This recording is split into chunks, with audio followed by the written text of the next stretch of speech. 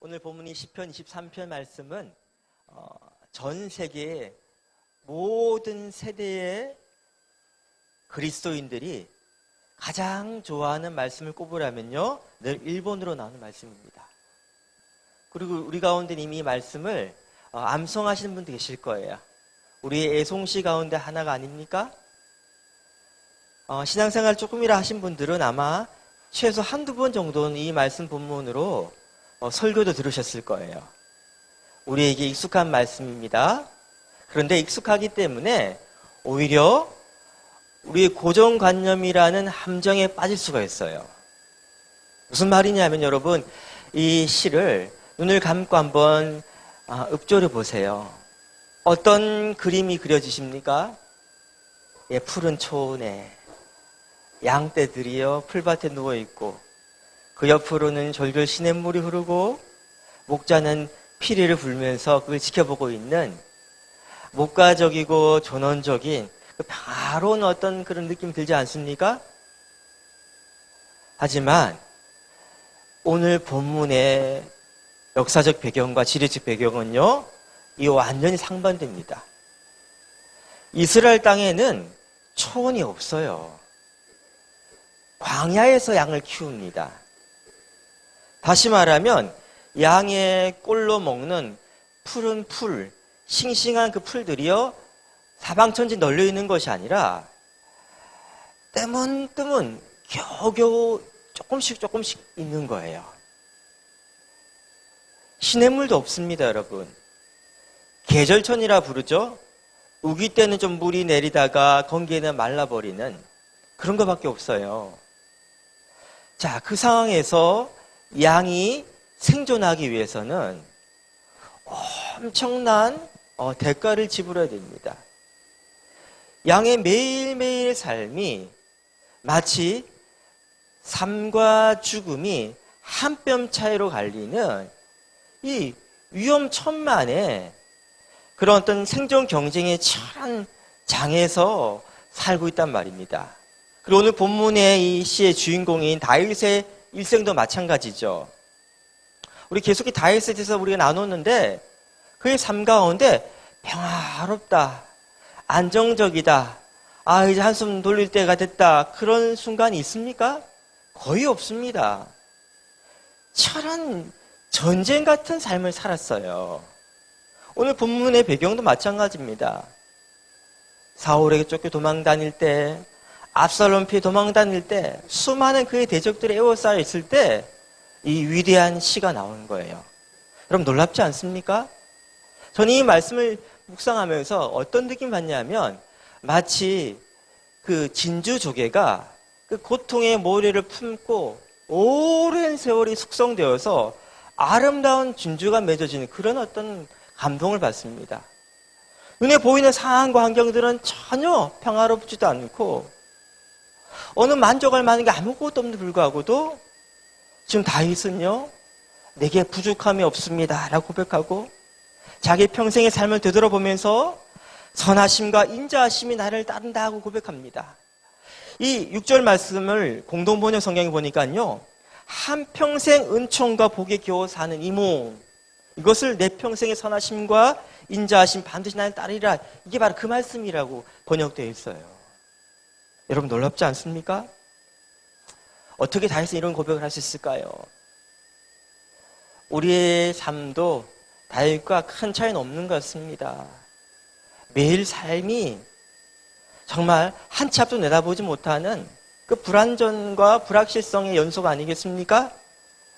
그럼에도 불구하고 오늘 본문에 다윗이 고백할 수 있었던 그 믿음의 그 비결을 우리가 안다면 우리도 힘든 우리 삶 현장 가운데서 우리의 삶 자체가 이 아름다운 신앙 고백의 노래로서 하나님께 울려 퍼질 수 있을 확신합니다. 그 비결에 대해 한번 생각이 원하는데요, 특별히 오늘 본문 말씀을 저는요, 한 사람의 일생을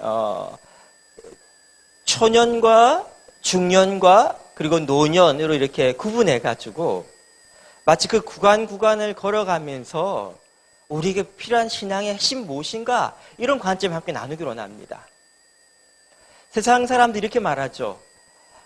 인생에 피해야 될 3대 악재가 있는데 첫 번째가 뭡니까? 초년의 출세 또는 성공, 중년의 상처, 배우자를 사별하는 것이죠. 노년의, 이건 알 것 같아요. 노년의 빈곤이라고 그러잖아요. 그렇죠? 이건 진리는 아닙니다, 여러분. 하지만 옛사람들의 지혜가 담겨 있는 것 같아요. 왜 초년에 성공하면 좋지 않습니까? 출세하면 좋잖아요. 초년 출세하게 되어버리면 그 성공에 도취되어서 어떻게 보면요, 인생을 사는 것 자체를 가벼이 보게 됩니다. 우습게 여기게 됩니다. 아니, 조금만 하면 되지 왜 못해? 이런 식으로 바라보는 거예요. 자신감이 넘치다 보니까 마음이 교만해져서 교만은 패망의 선봉이라는 겁니다. 그리고 자신의 성공에 도취되어서 넘어지는 사람들의 마음에 공감하지 못하고 타인을 존중하지 못해서 독불장군이 될 위험성이 큽니다. 그래서 우리 인생의 초년, 다시 말해 젊은 시절은요, 어떤 성취를 하기보다는 도전하고 난 다음에 실패를 맛보는 게 좋습니다. 근데 실패로 끝나는 것이 아니라 그 실패를 딛고 다시 또 응전하고 극복하는 과정 가운데서 우리의 심력이 강해지고 마음의 근육이 길러지면서 내공이 깊어지는 것이죠. 그래서 초년의 성공의 단맛을 보기보다는 좀 실패의 쓴맛을 보는 것이 그 인생을 길게 볼 때 이것이 훨씬 더 큰 좋은 양약이 됩니다. 중년은 뭘 피해야 된다고요? 상처. 상처난다는 말이 아니라 배우자를 사별하는 것이죠. 중년은 인생의 계절 가운데 가을에 속합니다. 상승 정점을 찍고 그 다음에 변곡점을 그으면서 이렇게 떨어지는 하강의 시간이 바로 가을인 것이, 가을, 즉 인생의 중년인 것이죠. 자, 이 내려올 때 우리의 마음이 어떻습니까? 왠지 서글프고 외롭고 우울하고 그런 마음을 겪게 되는 것이죠.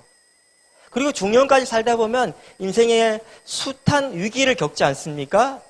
그 위기 가운데 뭐 사업의 실패도 있을 것이고요, 실수도 있을 것이고, 사고도 있을 것이고, 질병도 있겠지만 스트레스 지수를 조사해 보니까 가장 큰 스트레스가 뭐냐면 배우자를 사별하는 것이래요. 왜?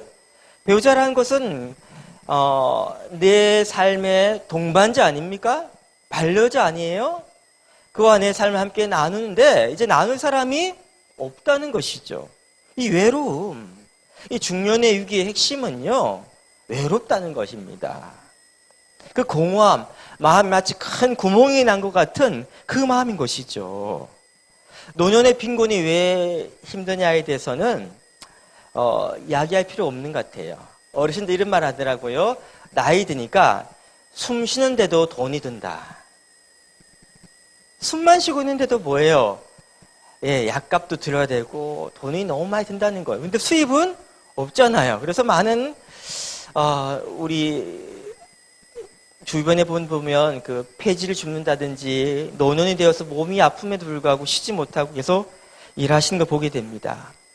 이렇게 노년에 빈곤하잖아요. 그렇죠? 그럼 뭐가 찾아오겠습니까? 더 우울한 마음이 커지는 거예요. 그래서인지 모르지만 우리나라의 노인 인구 가운데 3분의 1이 우울증을 겪고 있답니다. 몸은 아프고 여러 가지 상실은 커지는데 뭐예요? 인생 가운데 돈마저 없으면 정말 비참하다는 것이죠. 자, 이거는 여러분 진리가 아니라 지혜입니다. 하지만 이것이 진리가 아니기 때문에 우리 인생에 여기를 걸면 안 되는 거죠. 그렇죠? 자, 이거는 일반적인 상황들을 설명하기 쭉 이야기한 것이고, 그렇다면 그리스도인에게 오늘 설교 제목 뭡니까? 브라보 나의 인생.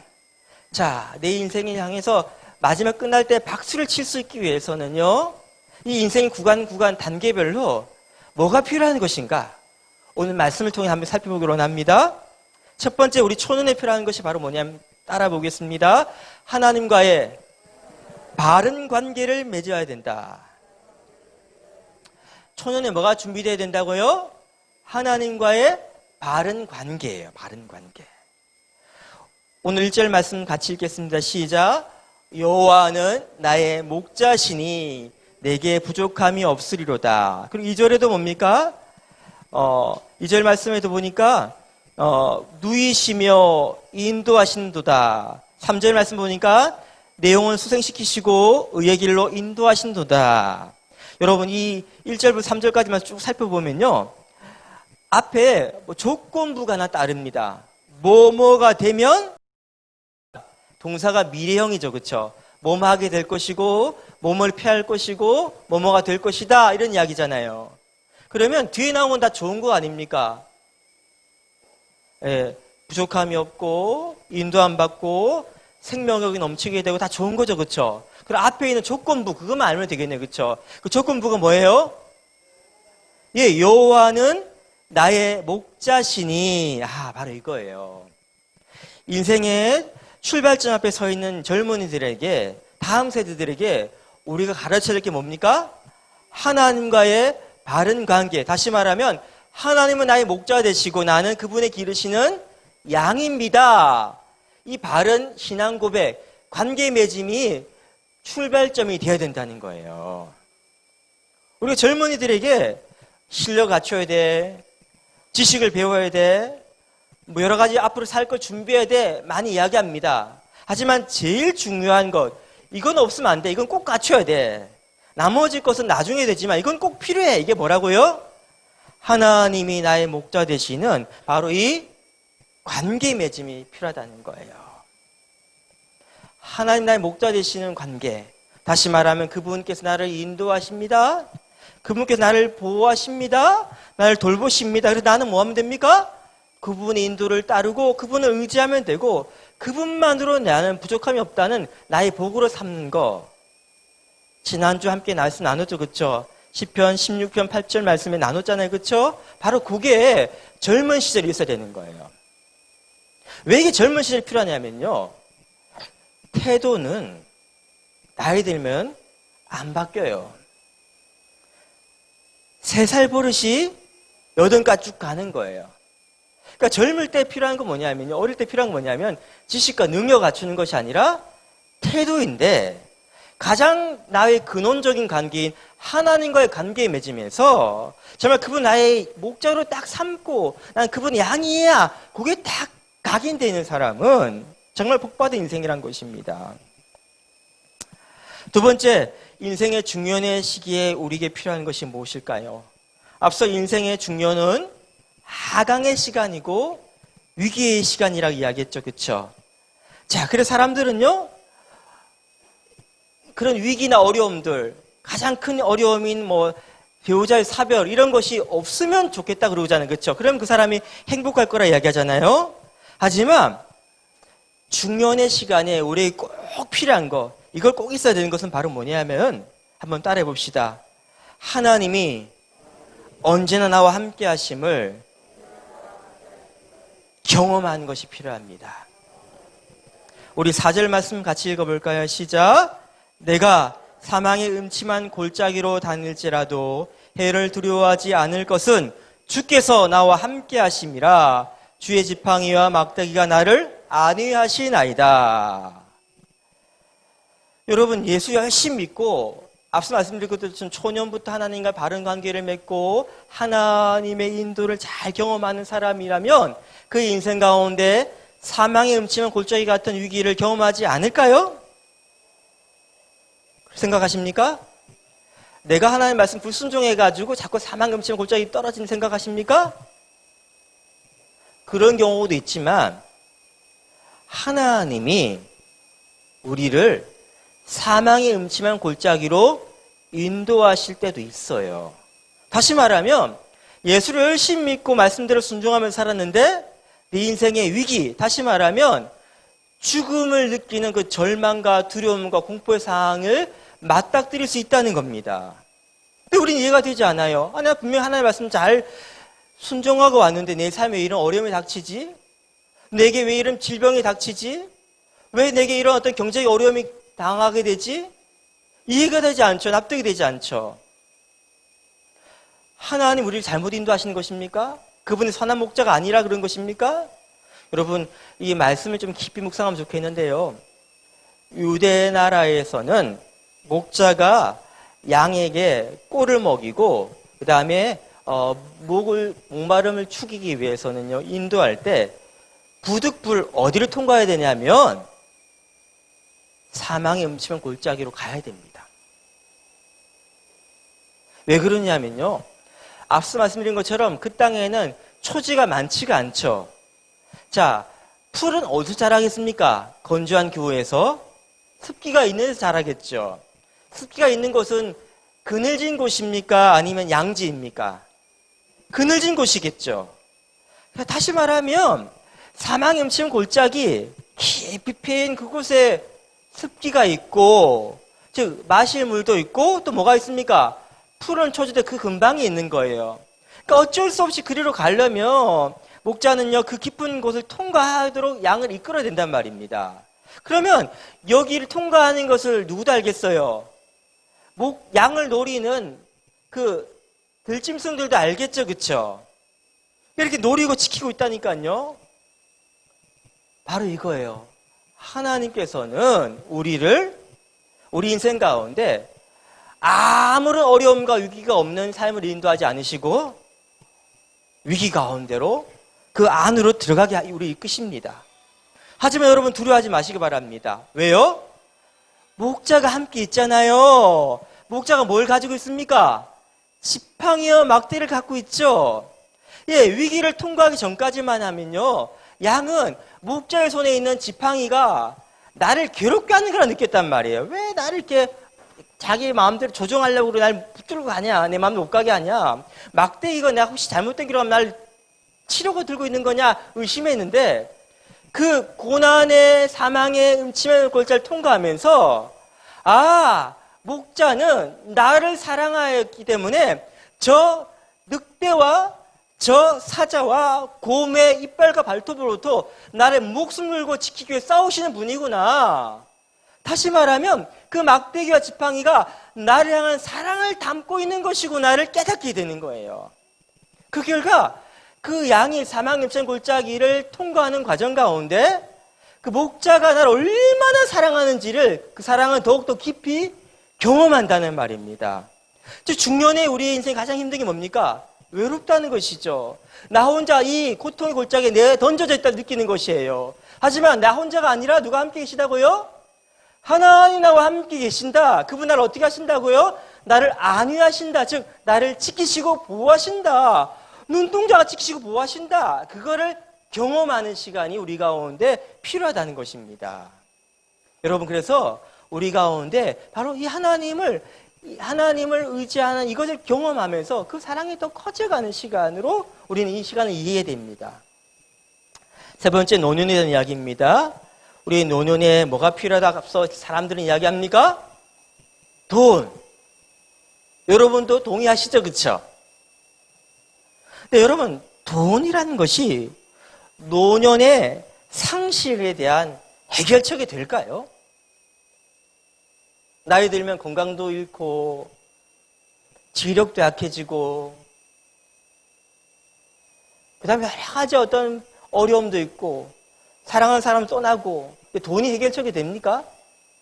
제가 볼 때 돈은 아무런 능력이 없다는 말이 아닙니다. 힘은 있어요. 어떤 힘 정도냐면 고통의 문제를 해결하는 것이 아니라 그걸 조금 감쇄시켜 줍니다.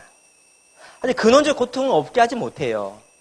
또 그것이 내게 오는 것을 약간 보류시키는 것, 지연시키는 능력은 있어요. 무슨 말이냐면요, 돈 있는 사람은 돈 없는 사람보다 조금 더 늦게 돈 있는 사람이 병에 걸리거나 아니면 요양원에 갈지 모르겠습니다.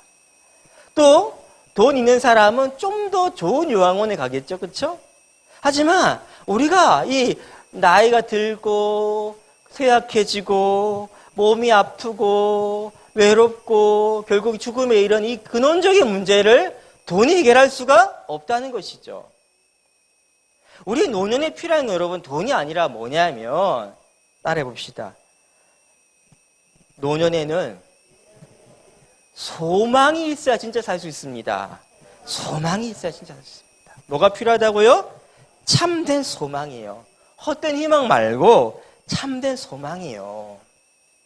6절 말씀 같이 읽겠습니다. 시작.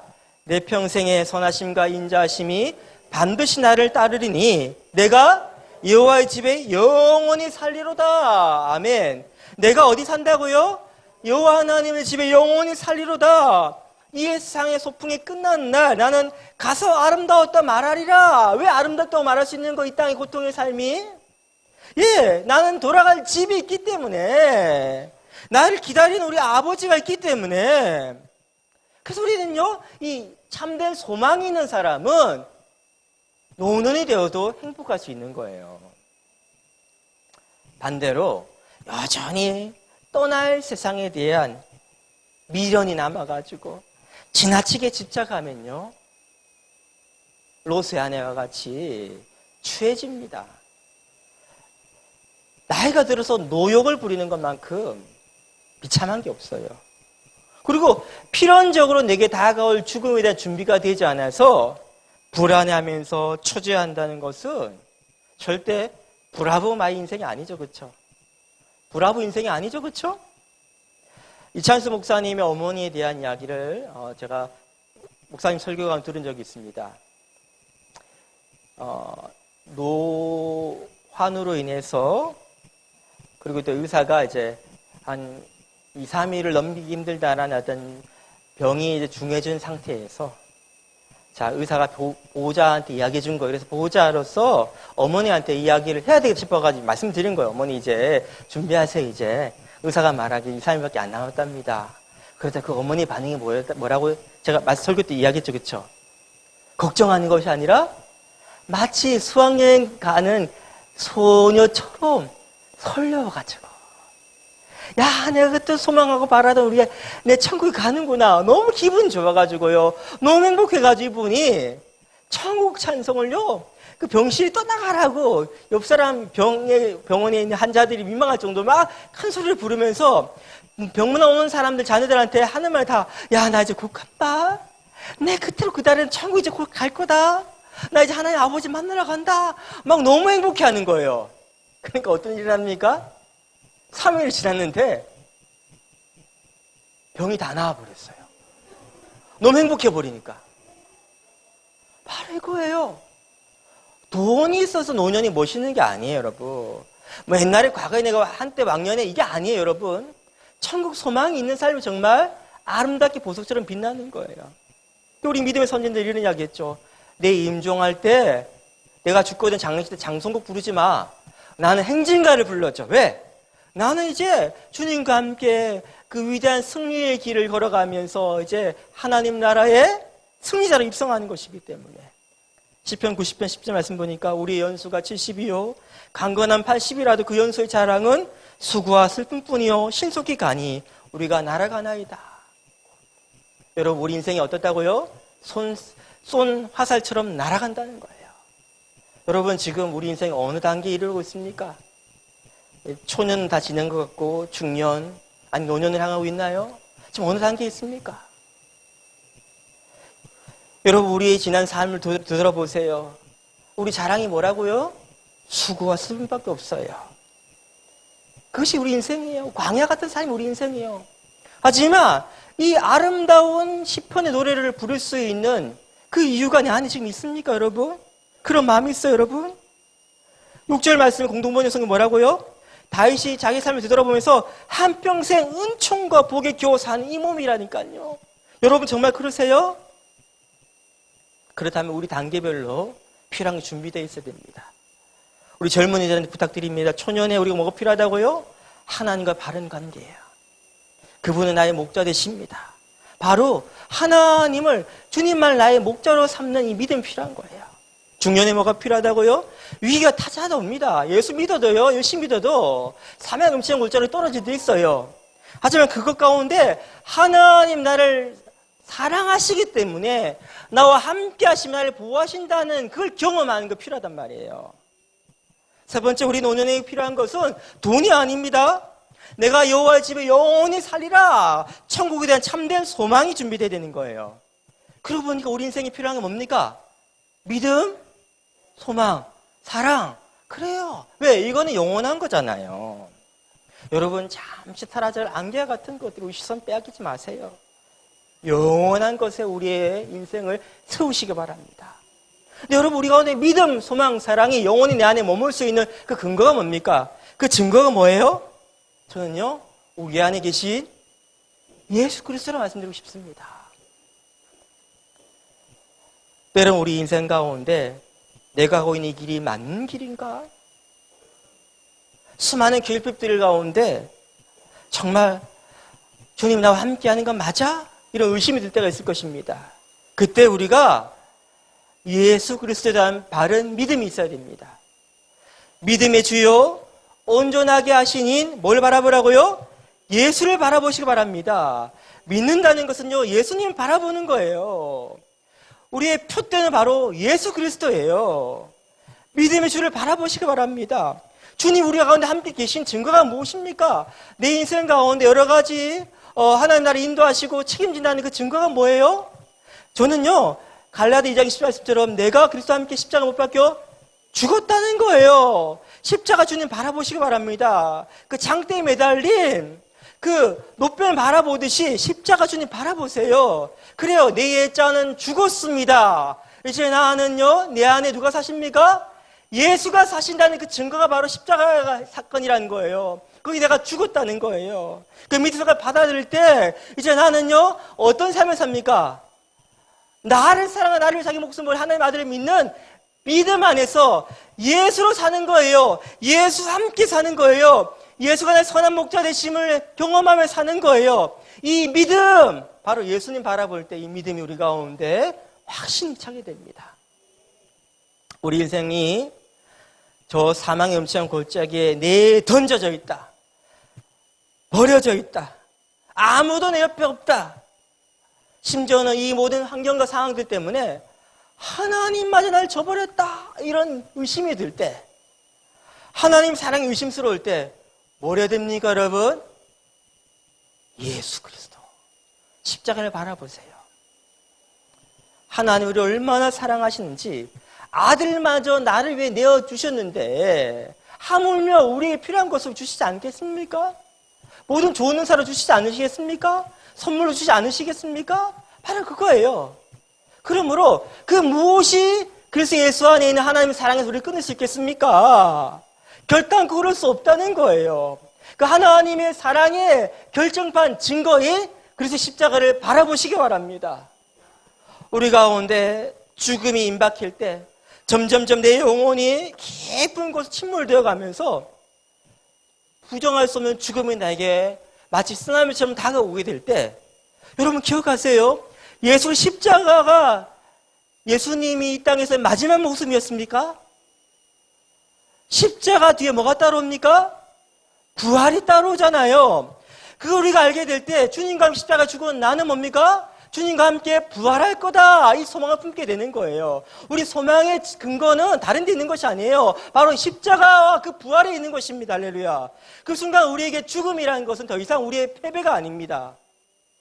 예, 영원한 승리의 문을 여는 바로 열쇠가 바로 죽음이라는 거예요. 그 결과 우리는 죽음을 두려워하는 것이 아니라 앞서 우리가 믿음의 선지들 이야기한 것처럼 그렇게요, 기쁨 가운데 설레임으로써 담대하게 드디어 완전한 자유를 정치하는 그 소망 가운데 우리는요, 죽음이 다가올수록 더욱더 우리 진짜 삶, 영생의 삶이 선명해지는 행복을 누리는 것입니다.